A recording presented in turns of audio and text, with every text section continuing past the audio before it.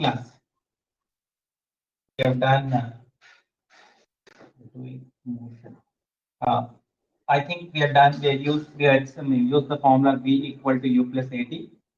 Did we derive S equal to UT plus half AT square and B square minus U square equal to 2S? Did we do this? Satvika, Bhumika, did you finish?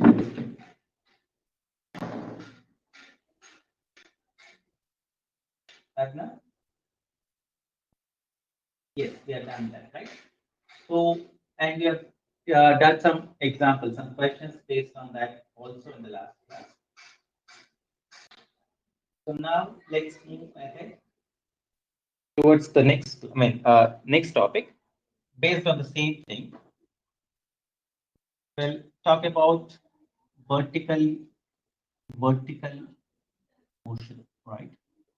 Or objects which are under vertical motion. So under this topic, we'll be discussing about objects which are thrown up vertically or thrown down from a height or left from a height. So all these things, motion which is perpendicular to the surface of Earth, that is what is considered to be vertical motion. Fine. I hope I'm audible to all of you. Yes, sir. Yes. So what is vertical motion? I can say it is motion which is perpendicular to Earth surface. So when we talk about vertical motion, when we have vertical motion, we have something called acceleration due to gravity coming up. So this will be discussing about this part in detail when we discuss about gravitation. That is, I think, is the next topic or the next topic. But as of now, we'll be using the values of it. Bhumika, is the board not clearly visible to you? Others, is it visible? Sir, it is visible. Bhumika, can you quickly log out? Now it is fine.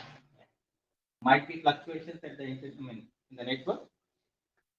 So we'll discuss about acceleration. We'll be using acceleration due to gravity, which will denote by G. So what is acceleration due to gravity? It is the acceleration with which objects near surface of Earth fall towards it. What is it? Acceleration with which objects near surface to Earth fall towards Earth. That's what is acceleration due to gravity. Right? G is acceleration due to gravity. Generally, G has a value which is equivalent to 9.81 meter per second square. But we'll take it as almost equivalent to 10 meter per second square in our calculation, unless and until specified. So we'll consider that as G equal to 10 meter per second square, right? So actual value is around 9.81 meter per second square, but we'll be considering it to be how much? 10 meter per second square. I hope it is clear. Yes, sir. So now, Sir, so if the question comes, so if it's not specified, so we will take G as 10. yeah, Always. as of now, not always. So for your level, we'll take it as 10. If it is not specified, you are required to take it as 9.8. So if this is there, this will be specified, right? If it is not specified, we'll take this. So if it is not specified, we will take 9.8. 9.8. Yeah. Okay, sir. Thank you, sir. Satvika, is my voice better now? Satvika, am I?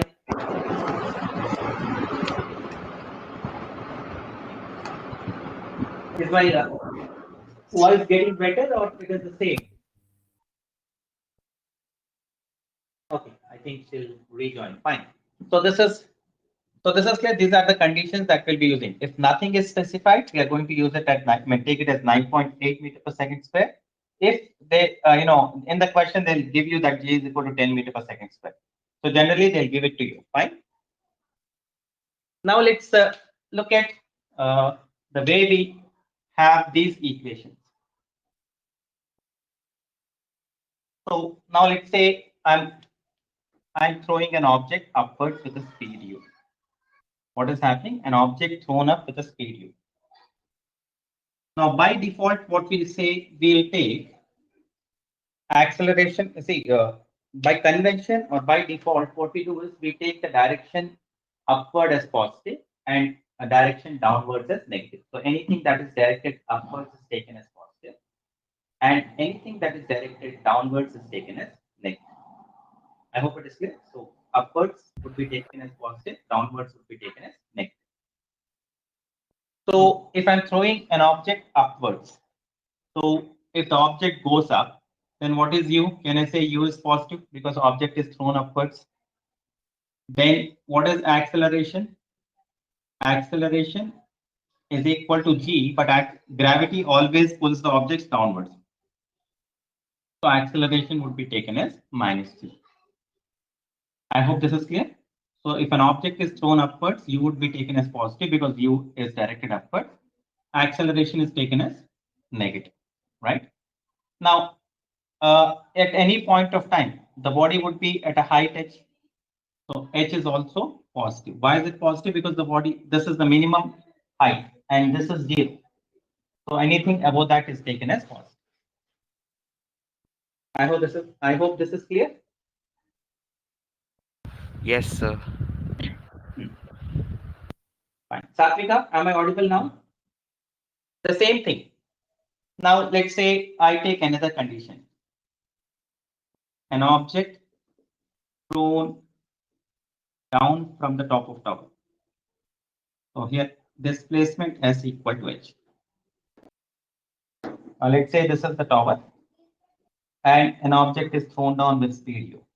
What can you say about speed in this case? Is it positive or negative? Is u positive or negative? Sir, negative. U is negative. Why is it negative? Because it is directed downwards. Downwards. What about acceleration? Also negative because J is always directed downwards. And what about displacement? Now, if it is downwards, displacement would also be downwards. Displacement would also be negative. I hope it is clear. Of course, I don't expect you people to remember this, but I just want you to know that whenever a quantity is directed upwards, it is taken as positive. And whenever a quantity is directed downwards, then it is taken as negative. Any doubt in this to any? No, sir. No? Fine. So can I go ahead, all of you? Yes, sir. Okay. So you can quickly scribble it down. Vertical motion and the conditions for various things. So once you take it down, then we'll go for applications of this.